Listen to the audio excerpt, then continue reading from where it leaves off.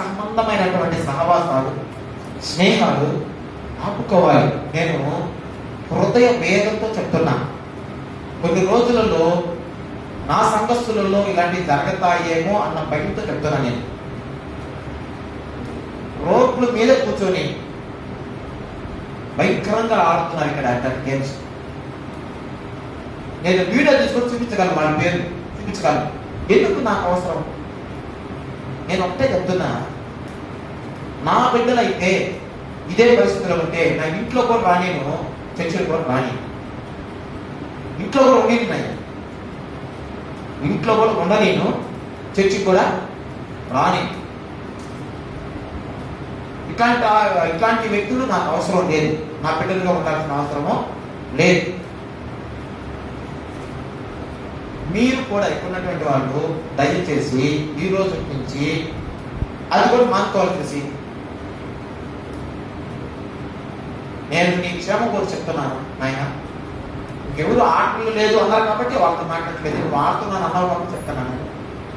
మీరు ఎక్కడ వాళ్ళు ఎవరైనా కూడా మాకు తెలియకుండా ఒకవేళ ఇట్లాంటి గేమ్స్ పైన ఆడితే ఈరోజు ఆపుకోండి.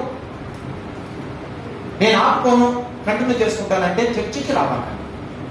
ప్రేమతో చెప్తున్నాను. ఎందుకంటే మీ వల్ల నేను ఆ బాధ మాట వినలేను.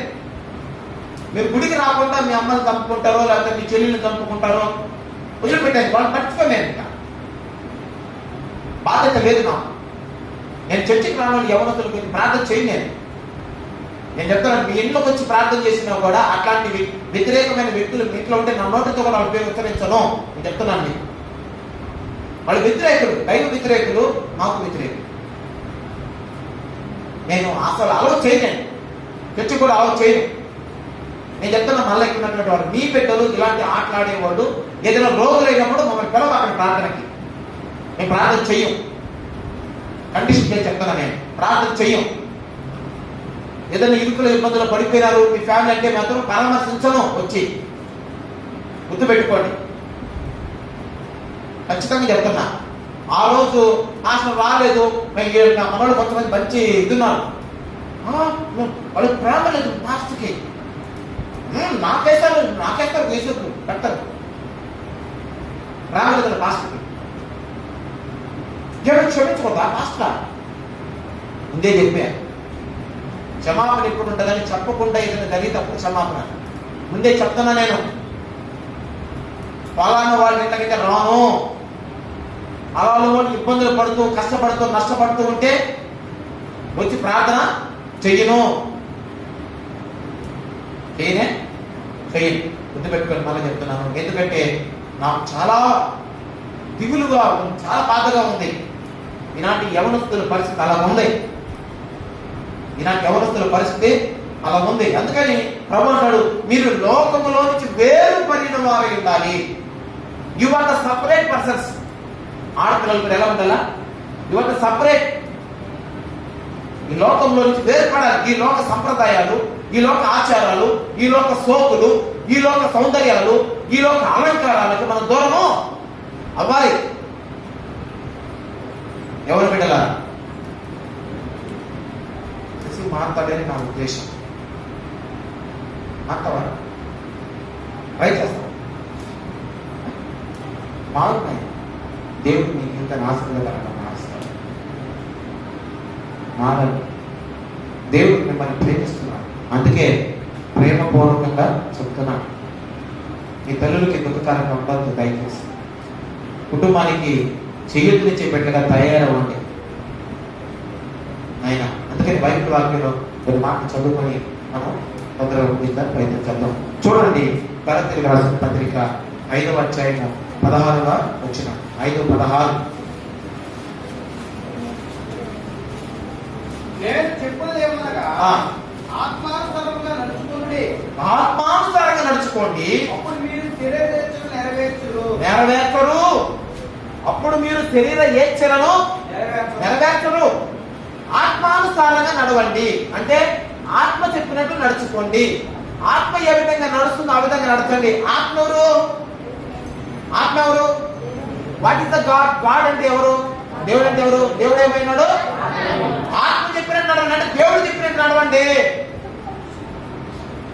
ప్రియమైన బిడ్డలారా, శరీరానికి ఎప్పుడైనా నడవబాకండి. శరీరం ఎవరు? సాతాను. శరీరం ఏం చెప్తుంటుంది? అది తిను, అది తాగు, ఇది కట్టుకో, ఇది అనుభవించు, దీన్ని సుఖించు అంటుంది శరీరం. ఆత్మ ఏమంటుంది? అది శాశ్వతం కాదు, అందువల్ల దానివల్ల నీ శరీరము పాడైపోద్ది, కాబట్టి నువ్వు అలా నడవద్దు అంటుంది ఆత్మ. ఆత్మ ఎవరు? దేవుడు. చెప్పండి, ఆత్మ ఎవరు? దేవుడు.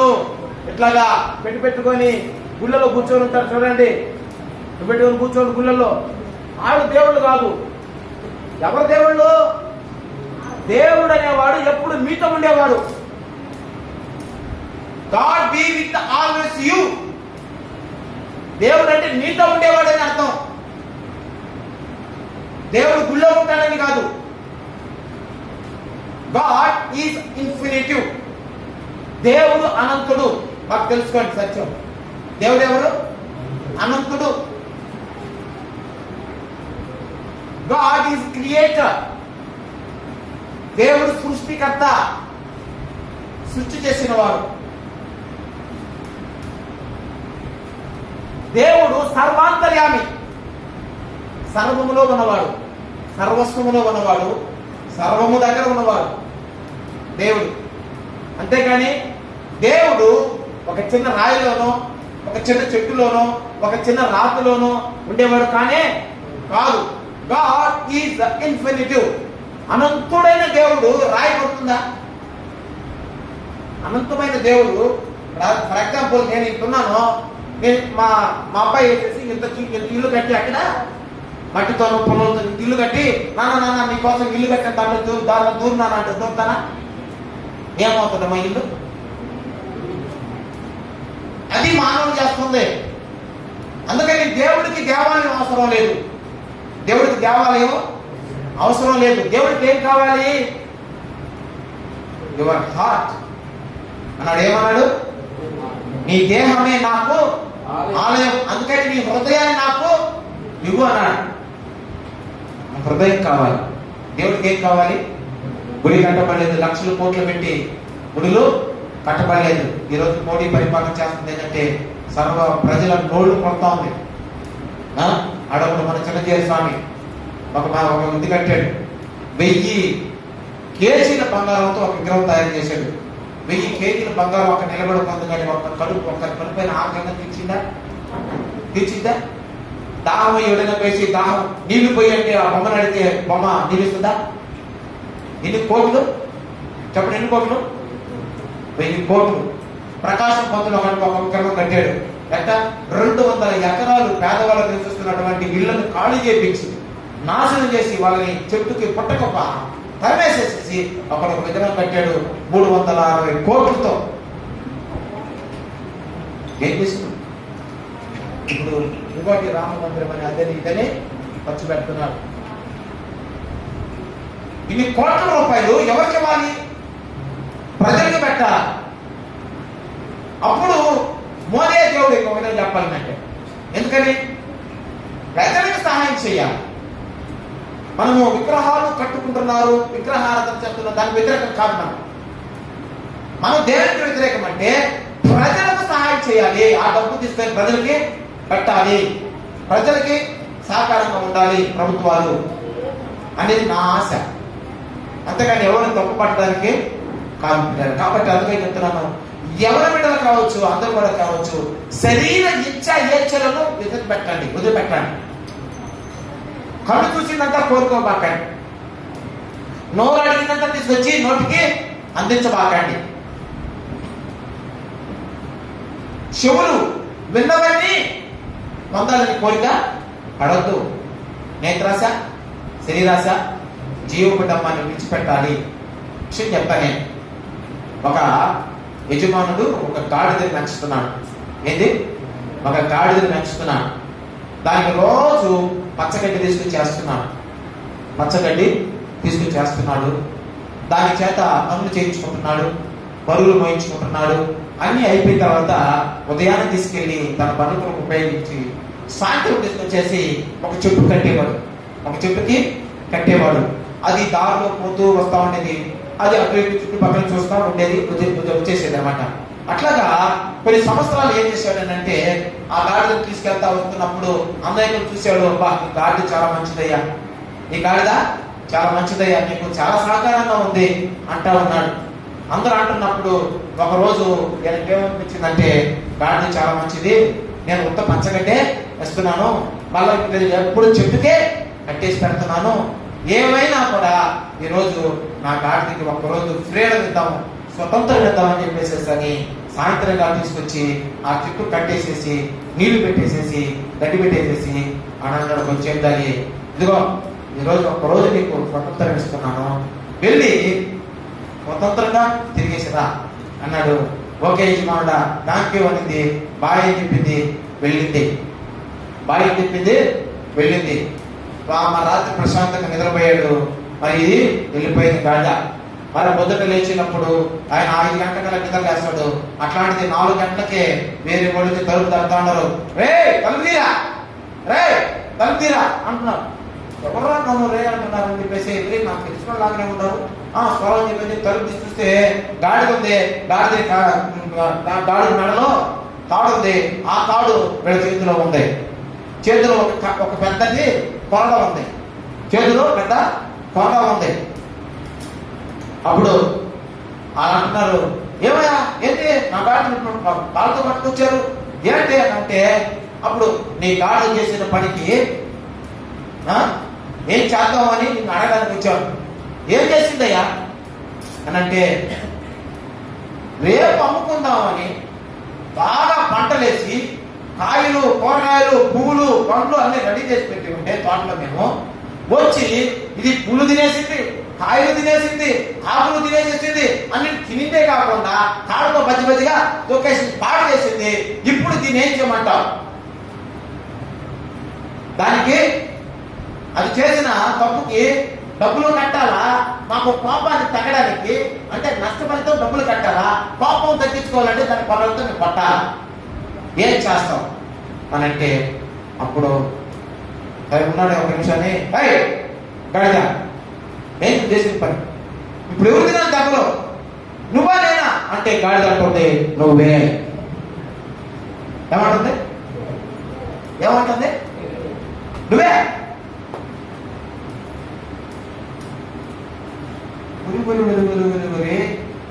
నీకు ఇంత మంచి అవకాశం వచ్చి ఫ్రీగా గాలి పీల్చుకొని అట్లా ఆ గాలి ఈ గాలి పీల్చుకొని అమ్మ నువ్వు కనిపిస్తే నువ్వేంటి పని చేసావు? నీకు స్వతంత్రం ఇస్తే ఏంటి పని చేసావు? నాకు సంబంధం లేదు అని అంటే గాలి అంటుంది, అయ్యా ఆయనకే సంబంధం. ఏమంటుంది గాడిద? ఆయనకే సంబంధం. పర్వత దగ్గర ఏదైనా ఉంటే ఆయనకే ఇయ్యండి, నాకు మాత్రం ఈ బాకెట్ అంటుంది. అప్పుడు వాళ్ళు అన్నారు, పట్టలు అన్నారు. ఆయన తిరుగుతున్నాడు, లేదన్నాడు, లేదన్నాడు, లేదు దానికే అంటున్నాడు. ఈయనేమంటుంది గాడిది? ఆయనకే అంటుంది.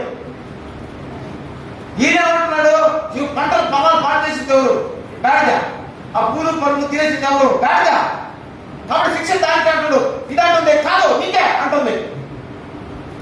ఏది ఎందుకు అలాగా నాకు శిక్ష అని అంటే, అప్పుడు చెప్తున్నాడు గాడిద, పొద్దునే తీసుకెళ్తున్నావా, క్రమంగా పని చేయించుకుంటున్నావా, సాయంత్రం వచ్చేటప్పుడు పచ్చగడ్డి పెడుతున్నావా, ఆ గుడి దాకేసి పోస్తున్నావా, తాగుతున్నానా, కుదురుగా నేను ఆ చెట్టు కాడే కొడుకుని ఉంటున్నానా? గమ్ముగా ఉండే దాన్ని నన్ను ఉండలేకుండా ఫ్రీ అన్నావు, స్వతంత్రంగా వదిలిపెట్టావు. ఎవరు వదిలిపెట్టి ఏనా? రే నన్ను కొట్టేవాళ్ళని వెళ్ళండి, ఎవరు వదిలిపెట్టింది? నన్ను అడగండి ఆయన. ఎవరు నన్ను వదిలిపెట్టింది అడగండి ఆయన. నేనే. నువ్వు వదలబట్టే కదా నువ్వు పోయింది. నాశను కోతులను తీర్చుకుంది. నువ్వు వచ్చేటప్పుడు తీసుకొచ్చేటప్పుడు దాగా నేను చూస్తా వచ్చాను. అబ్బాయి ఉండేనా? అబ్బా నేను ఎన్నోసార్లు ఆశపడ్డా, తినాలని ఆశపడ్డా, కానీ నువ్వు కట్టి బంధించిన వల్ల నేను పోయి దాన్ని తినలేకపోయా, టచ్ చేయలేకపోయా. నువ్వు బ్రేక్ చేస్తావు, వదిలిపెట్టేసావు, నన్ను ఫ్రీగా వదిలిపెట్టేసావు. కాబట్టి అన్ని నేను నీకెవరు తప్పు ఇది? నువ్వు చెప్పు నువ్వు. అప్పుడు అన్నాడు యజమానుడు, అవును ఇది నేను చేసి బుద్ధి తప్పు చేసిన తప్పు, నేనే వదిలిపెట్టా. అనగానే అట్లయితే నువ్వే వేసుకో ఒంటి మీద ముద్రలో. ఒళ్ళంతా గాయాలు చీల్చేశారు. ఆ కాడి మీద పాపం ఎన్ని లక్షలు ఎంత వేల రూపాయలు నష్టపోయారో ఆ నష్టం అంతా ఎవరు భరించారు? శరీరము భరించింది. గమనించండి, ఎవరు భరించారు చెప్పండి? ఎవరు శరీరం? ఎవరు శరీరం? దాన్ని ఏమంటారంటే బాగా అర్థం చెప్తాను నేను. గాడిద ఎవరంటే మా శరీర కోరికలు అనే గాడిద. ఏంటే శరీర కోరికలు అనే గాడిద కట్టబడి ఉండాలా మన శరీరంలో. ఈ కోరికలు అనే గాడిదలను గట్టి కట్టిపెట్టి ఉండాలా. కట్టి పెట్టకుండా ఒకరోజు నువ్వు వదిలిపెట్టావంటే, శరీర కోరికలను వదిలిపెట్టావంటే ఈపు మీదకి మోతే. అర్థమవుతుందా మీకు? ఎవరు బిడ్డలారా, మీ శరీర కోరికలను బట్టి మీరు ఎట్టబడితే అక్కడ ఎగిరారనుకో ఈపు మీద మోత. అందుకని control your body, control your body. నీ బాడీని కంట్రోల్ చేసుకోవాలా. ఆడెవడో తాగుతున్నాడు అని చెప్పేసి నేను కూడా తాగితే ఎట్లుంటుంది అన్నట్టు తాగుతావు, ఆడికెళ్ళి పడిపోతావు.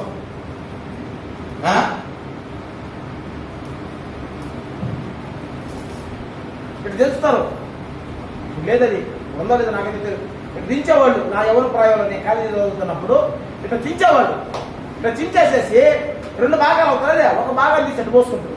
అట్లా పోసుకొని అని పెట్టుకొని బాగుండేది. అది ఎప్పుడైతే నోట్ వేసుకొని పుట్టక మిగతారో సిద్ధి వాళ్ళకి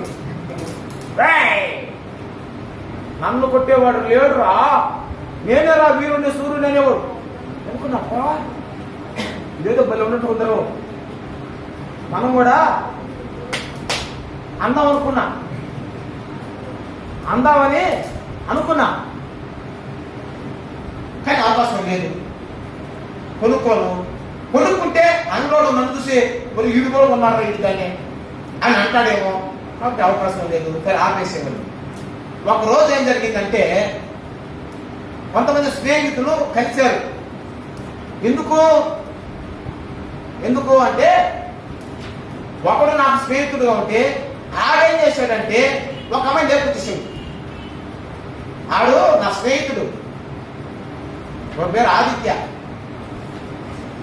367 కాదు, ఆదిత్య ఆడి పేరు. నాకు టీవీ రేడియో మెకానిజం చేసేటప్పుడు నేర్చుకునేటప్పుడు వాడు పరిచయం అనమాట. ఆడకి అమ్మాయిని తీసుకొచ్చేసాడు.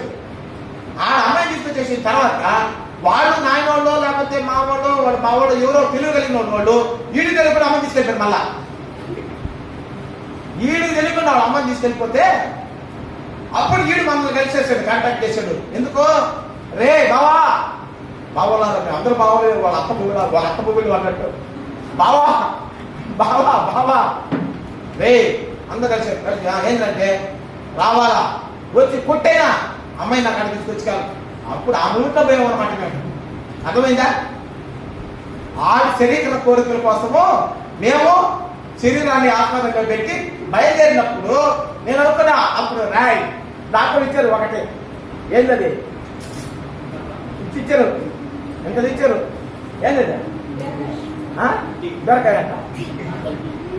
అమ్మ మీ చెప్తున్నా నేను బీరకాయ నాకు అర్థమైపోయింది. కొంతమంది స్త్రీలు కూడా బీరకాయలు తరుగుతున్నారు, నాకు అర్థమైపోయింది. జాగ్రత్త, ఎంత పడుతుంది. బీరకాయ కాదు అది, వెజ్జు అంటారు, కత్తి. బావా నీ కాడికి వస్తే నువ్వు కూడా పోటేసి నేను కూడా పోటేస్తాను. ఎవరు మాటకోళ్ళు పెట్టేసుకున్నారు, నేను కూడా పెట్టేసుకున్నా. ఇప్పుడు జరిగింది, ఇంకా ఆటో స్టార్ట్ చేశారు, ఇంకా బయలుదేరి ఎక్కబోతుంటే అప్పుడు అందరూ ఇచ్చారు ప్యాకెట్లు తెలుస్తున్నారు. నేను అనుకున్నా, నేను ప్యాకెట్లు తెలుస్తున్నారా ఇప్పుడు మనకు అవకాశం ఉన్నదేమోనని. ప్యాకెట్లు చించారు. చరితంగానే నేను చూసి ఆ వాసన పీల్చేటప్పటికీ కమ్మగానే ఉంది. ముక్కు కూడా బలి కనపడుతుంది మనిషి. కమ్మగా ఉంది వాసన. తీసుకున్నారు, చేతిలో వేసుకున్నారు, నోట్లో వేసుకుంటున్నారు. నోట్లో వేసుకున్న సమయానికి నేను అన్నాను, రే రే బావా బావా అయ్యేది బావా అది ఎట్లుంటుందిరా? రేపు ఉంటుందా బాగుందిరా, శక్తి మొండరా అన్నాను. అట్టయితే నేను కూడా వేసుకుంటా. నాకు కూడా ఇస్తారా? రే వద్దులేరా, రే నీకు వద్దులేరా, నీకు అలవాట్లేదు, నీకు వద్దులేరా. ఏయ్ నేను కూడా శక్తి పొందాలి కదా, నాకు అడిగాను. నేను అడగని వాళ్ళు సరే పోసుకొని చేతిలో పోసుకొని ఇదిగో ఆయన పోయి వస్తాను ట్రై చేస్తా. ఏం చేస్తాను? ట్రై చేస్తా. డ్రైవింగ్ ఈ ట్రైన్లో కానీ పాస్ అయిందంటే అప్పుడు వేసుకుంటా ప్యాంట్ మొత్తం అని చెప్పేసి 2 కొలుకులు తీసుకొని, ఎంత తీసుకున్నాను? 2 కొలుకులు అక్కడ తీసుకున్నాను. అక్కడ నోట్ వేసుకొని అక్కడ బొక్కింది అన్నాను. వాళ్ళు గర్ర తిరిగిపోయి పడుకునిపోయి పడుతుంది. నీ చెప్పాలంట అలవాటు లేకుండా వేసుకున్నావు అనుకో పడిపోయా అంతే. ఇంకా లాస్ట్ పిచ్చి దాకా అయితే నేను మొత్తం దాంట్లోనే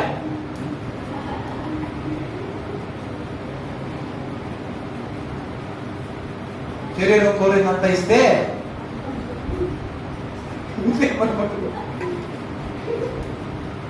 మన బతుకైతే ఆడపోయి ఏం పీకలా, ఆడపోయాము ఏం పీకలాడిపోయాము, కళ్ళలో కాలు పుట్టించుకొని పరిగెచ్చేసాం.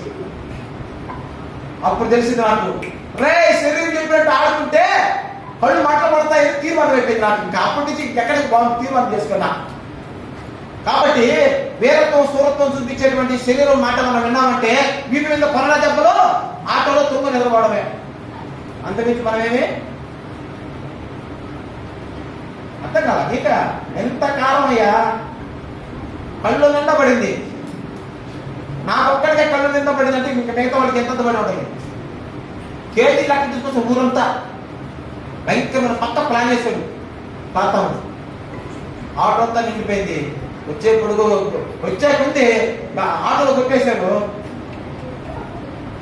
దానికి ఏం చేస్తుండదు, అది తుడుచుకొని కడుక్కొని మన కళ్ళు తెచ్చాడు బాగా చచ్చిపోయాం. జీవితంలో ఇంటర్ పనులు చేయకూడదని తీర్మానం చేసుకున్నా. అర్థమవుతుందా? వద్దు, శరీరం చెప్పినటువంటి వాటి పనికి మనం ఆస్వాదము కాకూడదు. ఆ రోజు నుంచి ఈ రోజుకి మళ్ళీ 2 మొక్కలు కలిపి 1 మొక్కలు తీసుకోవాలి. ఎవరు పెట్టినారా పాడు చేసేస్తుంది. అందుకని చెప్తాడు శరీరం చెప్పినట్టు వినద్దు. అది తాగు, ఇది తిను, అది కట్టుకో, ఇది కట్టుకో అని అంటే ఎవరు పెట్టారా? వినొద్దు. పాడైపోతారు, చెడిపోతారు, విలువలు పోతాయి, నీకు రావాల్సిన గౌరవ మర్యాదలు పోతాయి. ఓ శశి అని పిలిచేవాళ్ళు రే ఉండడా అంటారు, మారిపోతాయి, పిలుపులు మారిపోతాయి, నీ గౌరవాలు మారిపోతాయి. అవునా కదా? చెడ్డవాడు అనిపిస్తే మనల్ని వాడు ఈడు అంటారు కానీ గౌరవించి మాట్లాడతారు. అలా ఉండకూడదు అని యవ్వన బిడ్డలకి ప్రేమపూర్వకమైన హెచ్చరికగా దేవుడు చెప్పమంటున్నాడు. చెప్తున్నాను ఒక విషయం ప్రశ్నించేస్తాను. చూడండి, అదే వాక్యాన్ని మనం చదువుకున్నాం. శరీరము ఆత్మకును ఆత్మ శరీరమును విరోధముగా ఆపేక్షించును. ఇవి ఒకదానికొకటి ఏమంటే విరోధం. శరీరము ఆత్మ ఎప్పుడు ఏకీభవించు. గుర్తుపెట్టుకోండి, నా ఆత్మ చెప్పింది నేను ఈ పని చేస్తాను, no no no no no. చెడు చెయ్యమని ఎప్పుడు ఆత్మ చెప్పదు. They are anti to spirit and body. మన శరీరానికి ఆత్మకి ఎప్పుడు యాంటీ ఉంటుంది, శత్రుత్వం ఉంటుంది. గుర్తుపెట్టుకోండి. అందుకని ఆత్మ చెప్పినట్లుగా శరీరం చేయాలని ఇష్టపడదు. కాబట్టి మన శరీరాన్ని ఏం చేయాలంటే ఆత్మ చెప్పినట్లు అనతగలిగి ఉండాలా. మనం ఆత్మ చెప్పినట్టు, మన ఆత్మ చెప్తుంటది ఇది చెయ్యదు, ఇది చెయ్యి అని చెప్పేటప్పుడు మన ఆత్మ చెప్పినట్లు మన శరీరాన్ని మనం ఏం చేయాలా. అందుకనే ఒక దైవభక్తుడు కాడ వేసేసి ఒక అతను అడిగాడంట, అయ్యా ఆత్మతో శరీరాన్ని ఎట్ట ఆపగలమయ్యా, ఎట్ట కుదురుతాయా అన్నాడంట. సరే విషయం చెప్తాను ముందు, నేను చెప్పేది కానీ అవును చెప్పాడు ఒక మాట. ఏం లేదయ్యా, ఇవ మాట చెప్తా, జాగ్రత్తగా వినాలి నువ్వు. చెప్పు ఇంటర్కి కథ వచ్చింది, తోడేళ్ళ కథ చెప్తా నీకు అన్నట్టు. చెప్పయ్యా తోడేళ్ళ కథ బలి ఉంటుంది. మనలో కొంతమంది దెయ్యాల కథ బలి ఇష్టం. దేవుడి కథ చెప్పాను, దెయ్యాల కథ అయితే బలి ఉంటుంది. ఇంకా ఆ రోజు చెప్పించుకుంటారు దెయ్యాల కథలో తెలుగులు కాదు. కనీసం నీళ్లు తాగడానికి హీరోలు తాగులు కూడా బాదు చెప్పమంటారు. చెప్తే ఏమో ఇట్లా అంటారు. ఎలా చేస్తారు మీతో? దేవుడి కథలు చెప్పించుకొని దేవుడి కథలు చెప్పించుకోరు. దెయ్యమే కావాలా, మళ్ళా బాత్రూమ్ కూడా బాగు. అలా ఉంది మన పరిస్థితి. 2 తోడేలు ఉన్నాయి. ఒకటేమో నల్ల తోడేలు నాలాంటిది, ఒకటేమో ఎర్ర తోడేలు రాజా లాంటిది. ఒకటి అమ్మాయి కూడా ఉంది. బాగా ఎరుపుండేవాళ్ళు, ఇక్కడ బాగా ఎరుపుండేవాళ్ళు. రాజా ఉన్నాడు. ఇప్పుడు ఈ అమ్మాయి పక్కన వచ్చింది. రాజా ఉంది ఎరుప బొద్దులో నాకు కలప తగ్గిపోయింది. కళ తగ్గిపోయిందా? ఎట్లాంటి తోడేలు చెప్పండి? 2 తోడేలు చెప్పండి. ఎలాంటి అన్న నల్ల తోడేలు అనగానే మీరు నన్ను చూస్తున్నాను. ఇంకా ఎప్పుడైనా గుర్తు చేసుకోండి, నల్ల తోడేలు ఫాస్ట్ పోయాను అటు గుర్తొస్తుంది.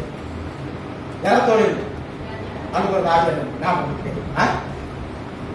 నల్ల తోడేలు ఉందంట, ఎర్ర తోడేలు ఉందంట. నల్ల తోడేలు అంటదంట, ఏ నేను ఆడ పోతా, అది పాడు చేస్తా, ఇది పాడు చేస్తా, ఏమంటావు నువ్వు అంటదంట.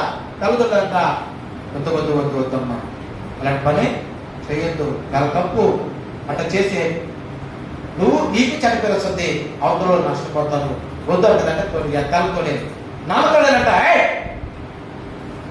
నేను బలంగా ఉన్నా, నేను ఏంది నాకు మాంసం పెడతా ఉంటే మగవాడు యజమానుడు ఏం పెడుతున్నాడు? మాంసం పెడుతున్నాడు, చేపలు పెడుతున్నాడు. కావాల్సినప్పుడు అప్పుడప్పుడల్లా గొర్రెలు మేకలు నమ్ము చేస్తాను, దాన్ని కొరికేసి మొత్తము తాగేస్తున్నాను. కాబట్టి నాకేమవుతుంది? బలం పెరిగిపోతా ఉంది. కాబట్టి నాకు బలం ఉంది, కాబట్టి నా బలం గురించి నేనేమైనా చేయగలను అని నల్లదంటుంటే తెల్లదంటుందంట. తెల్లతోడేలు అంటుందంట, మా వాడు నాకు ఆకుకూరలు పెట్టడం లేదు, పండ్లు పెట్టడం లేదు, ఫలాలు ఇవ్వట్లేదు, కాబట్టి నేనేమి చేయలేదు, నేను బలహీనంగానే ఉంటున్నా అని అంటుందంట. ఈ తోడేలు అంటుందంట, నాకు మావాడు చేపలు పెడుతున్నాడు, మాంసం పెడుతున్నాడు, కావలసినన్ని కూడా తీసుకొచ్చి పెడుతున్నాడు, కాబట్టి నాకు బలం ఉందని చెప్పేసి. ఈ తెల్ల తోడేలుకి బలహీనత ఏర్పడి ఏమైపోతుందంటే అలా కొడతా ఉంది. నల్ల తోడేలేమో పెరిగిపడుతుందంట. అప్పుడు అనుకున్నాడంట అతను యజమానుడు, ఇక నుంచి ఈ తెల్ల తోడేలకి మనం ఇది చేసి సహాయం చేసి నల్ల తోడేలకి డైట్ తగ్గించేద్దాం అని చెప్పేసి ఏం చేశాడు? మాంసం పెట్టడం ఆపేశాడు. మాంసము పెట్టడం ఆపేశాడు. మాంసం పెట్టడం ఎప్పుడైతే ఆపేశాడో కండబలం తగ్గిపోయింది.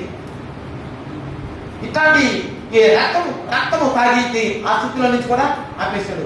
చిన్న చిన్నగా ఈ నల్ల తోడేలు ఏమైపోతుందంటే ఇంగిపోతా వచ్చేసేసింది. ఆకుకూరలు, శ్రేష్టమైన పదార్థాలు, తేనె, పెరుగు, వెన్న ఇలాంటివి తెల్ల తోడేలు పెట్టినప్పుడు తెల్ల తోడేలు బాగా బాగా వృద్ధి చెందిందంట. తెల్ల తోడేలు. నల్ల తోడేలు మాత్రము ఇంగిపోయి అలాగలగలగలగలగా చచ్చిపోయింది. అప్పుడు ఎప్పుడైతే నల్ల తోడేలు చచ్చిపోయిందో నేను చాలా సంతోషపడ్డా. ఎందుకంటే అది ఎంతో మందిని గాయపరిచేది, ఎంతో మందిని బాధ పెట్టేది. ఆ బాధలు, నిందలు, అవమానాలను ఎవరి మీదకి వచ్చి పడేది? చెప్పండి, ఎవరి మీదకి వచ్చి పడేది? నాకు పడేది, నా మీద పడిపోయేది. కాబట్టి నల్ల తోడేలు నేను చంపేశాను. దేనితో అంటే ఉపవాసంతో చంపేశా, ఆహారం పెట్టడం చంపేశా, దాన్ని కోరుకున్న కోరికల్ని చంపేశా నేను. కాబట్టి అది చచ్చింది, నాకు మంచి పేరు వచ్చింది. తెల్ల నక్కి పెట్టా, తెల్ల తోడేలు పెట్టా. ఈ తెల్లది బాగా బలిసింది. తెల్లదాని వల్ల నాకు మంచి పేరు వచ్చింది, కానీ దీనివల్ల చనిపోయింది, దాన్ని చంపేశాను. కాబట్టి నల్లది తెచ్చుకోవాలా, తెల్లది బాగా బతకాల, బలవంతం కావాలా అని చెప్పాడంట. అయ్యా తోడేలు ఉన్నాయంట, ఉన్నాయా అని చెప్పాడంట. ఎక్కడంటే ఒకటేమో సమాజంలో ఉంది, ఒకటేమో నా గుండెల్లో ఉందన్నాడంట. ఏంటది చూసారా? తెల్ల తోడేలు అంటే పరిశుద్ధమైన క్రియలు. తెల్ల తోడేలు అంటే పరిశుద్ధమైన క్రియలు, దేవుని ఆత్మతో నడిపింపబడే క్రియలు. నల్ల తోడేలు అంటే శరీర సంబంధమైన పాపాలు. ఏంటి అమ్మా? శరీర సంబంధమైన పాపాలు. అందుకే అపోస్తలుడైన పౌలు గారు అంటాడు, ఇతరులకు బోధించడం ఏమట, నేను ఎక్కడైనా బలహీనుడైపోతానేమో అని నన్ను నేను ఉపవాసము చేత నలగొట్టుకొచ్చున్నాను. హల్లెలూయా. గర్వము, అహంకారము, ఈ కామ సంబంధమైన క్రియా కార్యాలు, చెడు క్రియలు మీరు గమనించండి. ఇట్లాంటివన్నీ మనం ఏం చేయాలా? ఎవరి బిడ్డలో ఏం చేయాలా? చంపాలి. నల్లతోడేలు చంపాలి అంటే చెడగొట్టేది, మన దేహాన్ని చెడగొట్టేటువంటి ఆ క్రియలను చంపాలి. వాటిని చంపినప్పుడే నీవు ఈ తెల్లతోడైనటువంటి పరిశుద్ధత కలిగినటువంటి విశ్వాసానికి బలాన్ని ఇచ్చిన దానికి బలాన్ని ఇవ్వండి. తెల్లతోడైన విశ్వాసానికి, భక్తికి, పవిత్రతకి స్థానం ఇవ్వండి. అప్పుడు మీరు ఏం చేయబడతారంటే ఆశీర్వదించబడతారని దేవుని వాక్యము తెలియజేస్తారు. ప్రియమైన ఎవరి బిడ్డల ఉన్నటువంటి మధ్యవయస్కులు కావచ్చు, ఎవరైనా కూడా కావచ్చు, ఈ పాప సంబంధమైన క్రియలను మనం చంపేవాడు తప్పక ఈ లోక సంబంధమైన క్రియా కార్యాల వైపు చూడకూడదు. అందుకని చెప్తున్నాను, ఒక తీర్మానం మన జీవితాల్లో, ఒక ఒప్పందం ప్రభుత్వం. ప్రభుత్వం నేను నీ కొరకు ఇష్టకరంగా నేను జీవిస్తాను. చూడండి, ఆ రోజు రూతు అనేటువంటి ఒక యవన బిడ్డ, యవన ప్రాయంలో వివాహం అయింది, భర్త చనిపోయాడు. కానీ ఆమె మంచితనం, ఆమె పవిత్రత ఒక మంచి కోటీశ్వరుడైనటువంటి గుణవంతుడైనటువంటి వ్యక్తికి మన భార్యగా చేయబడింది. పరిశుద్ధ క్రీస్తు ప్రభుల వారు ఆమె గర్భవాసముల నుంచే వచ్చారు. కాబట్టి మనము ఆశీర్వాదాలకి ఒక అర్హులుగా, ఆశీర్వాదాలను ఇతరులకు ఇచ్చేటువంటి వారుగా మనం తయారవ్వాలి. ఈరోజు ఆ స్త్రీ గురించి రాయబడిన రీతిగా మరి బైబిల్లో అనేక మంది యవనస్తులు, దావీదు, యేసు ఇట్లాంటి మంచి భక్తుల గురించి రాయబడిన రీతిగా వాళ్ళు ఏం చేశారు? నల్లప్రభులను చంపారు కాబట్టి ప్రధానమంత్రులు అయ్యారు, రాజులు అయ్యారు. మన జీవితాలు కూడా ఒక ఉన్నతమైన స్థితికి, స్థాయికి రావాలి అంటే వాక్యాన్ని అనుసరించాలి. శరీర ఇచ్చా కోరికలను చంపదాం, ఆత్మ సంబంధమైన విషయాలలో పెరగాలి. అర్థమవుతుందా?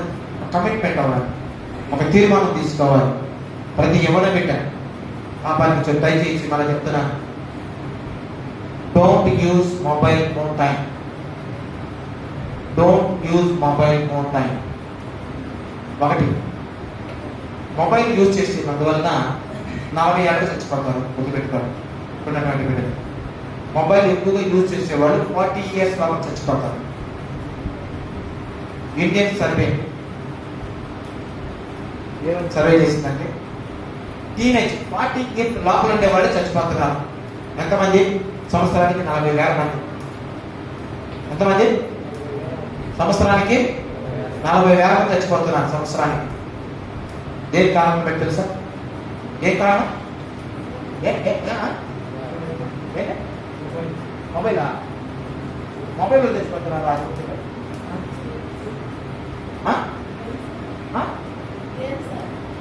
ఎంత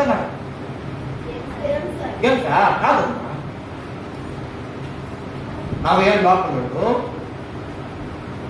తెచ్చిపోతున్నారని సర్వే చేయండి. దేనివల్ల అంటే ఏముంటుంది? ఒకటి ఉంటుంది చూడండి, ఏంటది? ఏదో అంటారు, ఏంటిది? అంటుంటుంది. ఇట్ట అనేది ఇట్టని అనుకో, అప్పుడు ఏమైపోతారు? మనుషులు ఏమైపోతారు? అట్లా తెచ్చిపోతున్నారంట. ఏంది? Heart attack. ఏ అటాక్? అందుకని ఎక్కువ పురుషులు తెచ్చిపోతున్నారు హార్ట్ అటాక్. ఎక్కువ ఎందుకని హార్ట్ అటాక్ తెచ్చిపోతున్నారు? దూరాల వాటిలో ఏంటి?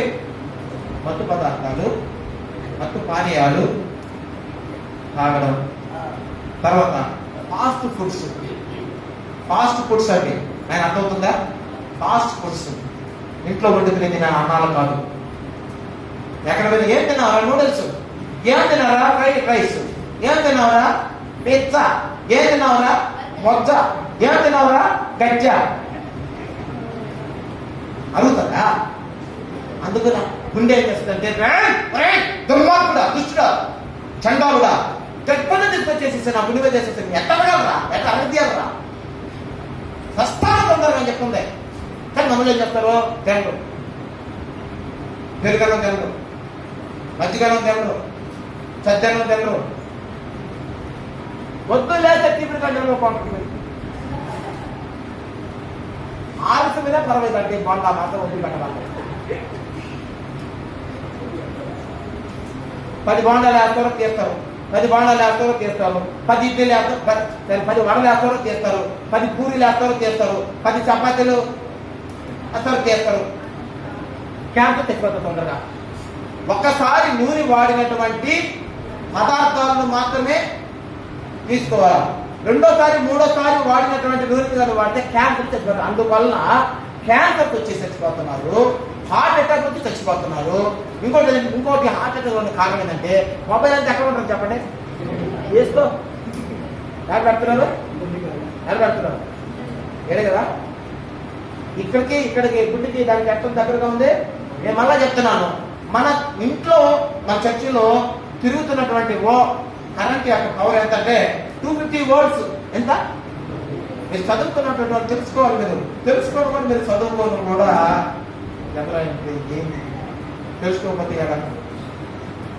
మొబైల్ ఎక్కడ పెట్టుకుంటున్నాను ముఖ్యం ఏందో అన్నట్టు ఇక్కడ పెట్టుకుంటాం. అందుకే పిక్చర్ పెట్టుకుంటాను. నాలుగో తరగతి నీ పేరు నిక్కితానా I forget. You get that? Hi, uncle. మీరు జానకి కదా, మీరు ఫిలిప్ అంకుల్ కదా. అమ్మా కాదమ్మా, ఏమైందమ్మా నీకు? దొబ్బింది. ఏం దొబ్బింది చెప్పు.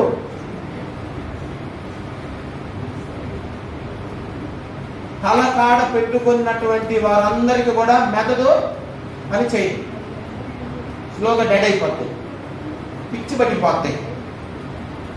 ఎక్కడ పెట్టుకున్న వాళ్ళకి గుండెకాయ ఆగిపోతాయి. అందుకో తొందరగా వేసిపోతాం. అంటే వాడకూడదు. నేను చెప్తున్నాను, మన హౌస్ లో 250 వోల్ట్స్ మొబైల్ మన మొబైల్ ఆన్లో ఉందా లేదా? ఆన్లో ఉందంటే కరెంట్ ఉందా లేదా? దీని చుట్టూ ఎంత ఉంటుందో తెలుసా? దీనికి సరౌండింగ్ లో 5 feet దాకా డిస్టెన్స్ లో ఎంత కరెంట్ పెరుగుతుందో తెలుసా? 1000 వోల్ట్స్. ఎంత? 1000 వోల్ట్స్. ఏమైపోతుంది రక్తం. అందుకే పెరకాలి కొట్టట్లా. ఇప్పుడు పెళ్ళిళ్ళు సంవత్సరానికి మాట్లాడి పనికి రావట్లా. They are all dead.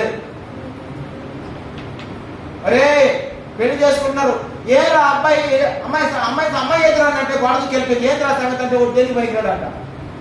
ఏదిరా చంపేసిన వాడి మొత్తం.